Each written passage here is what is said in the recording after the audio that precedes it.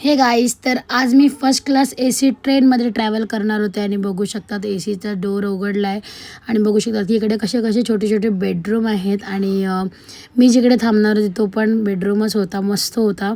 आतमध्ये गेल्यावर बघते तर काही 2 सीट होते पण माझी एकाचीच बुकिंग होती.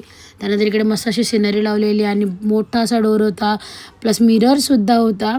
त्यानंतर तिकडे बघू शकतात की कशापैकी सीटिंग आहे आणि बघा अंगावर घ्यायला आहे आणि प्लस उशासुद्धा होत्या आणि खूप भारी वाटत होतं कारण की तिकडे म्हणजे एक वेगळाच प्रवास हा फर्स्ट क्लास AC ट्रेनचा होता. नंतर आपण पडदा लावून आतमध्ये काय पण करू शकतो असा विषय सुरू होता.